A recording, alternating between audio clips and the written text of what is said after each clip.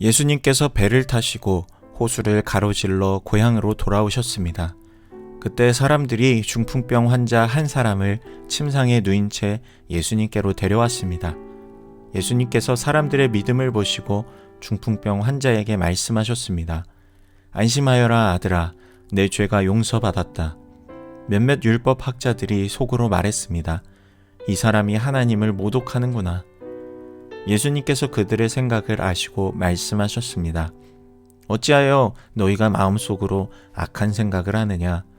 내 죄가 용서받았다 라고 하는 것과 일어나 걸어라 하고 말하는 것 중에서 어느 것이 더 쉽겠느냐?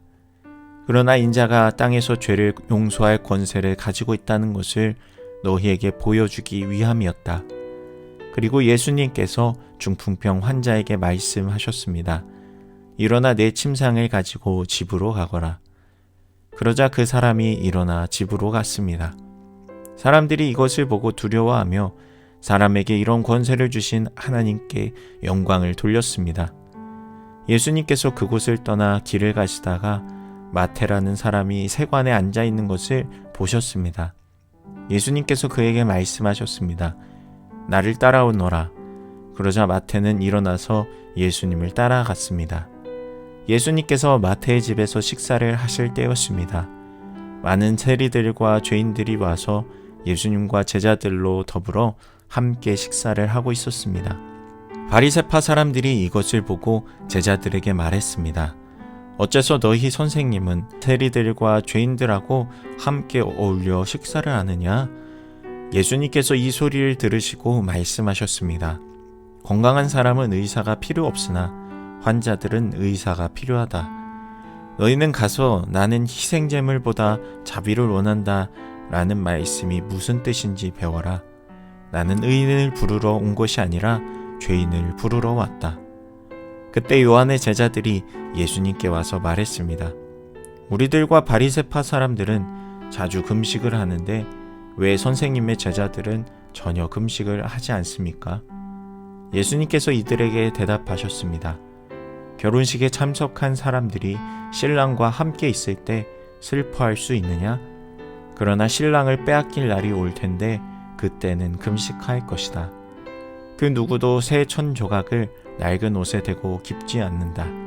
만일 그렇게 하면 새 천 조각이 그 옷을 잡아당겨 더 심하게 찢어질 것이다. 그 누구도 새 포도주를 낡은 가죽 부대에 담지 않는다.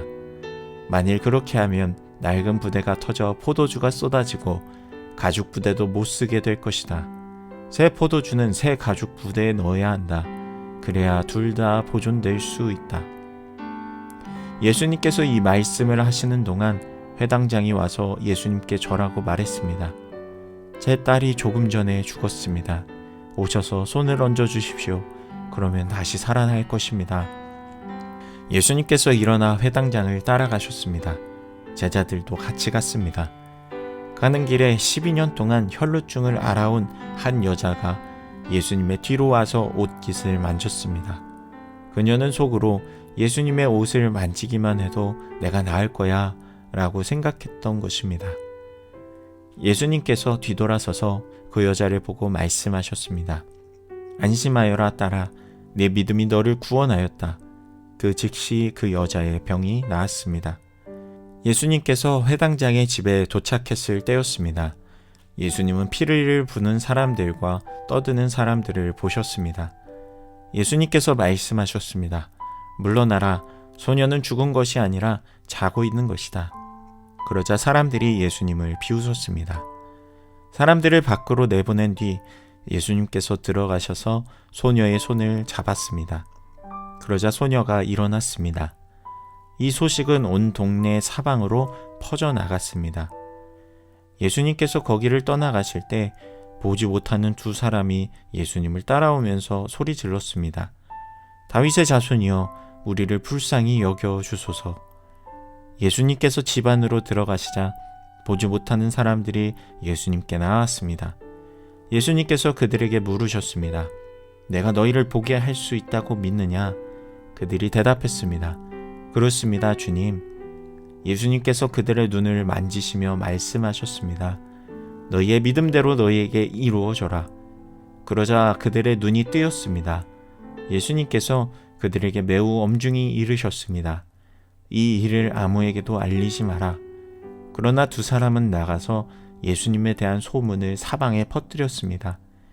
그들이 떠나갔을 때 사람들이 귀신 들려 말하지 못하는 사람을 데리고 예수님께 왔습니다.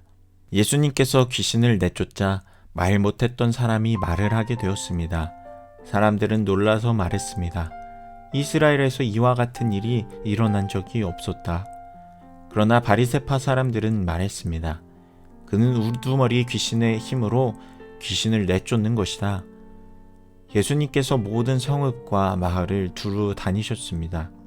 예수님께서는 유대인의 회당에서 가르치기도 하셨고 하나님 나라에 대한 기쁜 소식을 전하기도 하셨습니다. 그리고 온갖 질병과 고통을 치료해 주셨습니다. 예수님께서는 사람들을 불쌍히 여기셨습니다. 그것은 사람들이 마치 목자 없는 양처럼 내팽겨쳐져 고통을 당하고 있었기 때문입니다. 예수님께서 제자들에게 말씀하셨습니다. 추수할 것은 넘쳐나는데 일꾼이 적구나. 그러므로 추수할 밭의 주인에게 간청하여 일꾼들을 추수할 밭으로 보내달라고 하여라. 아멘.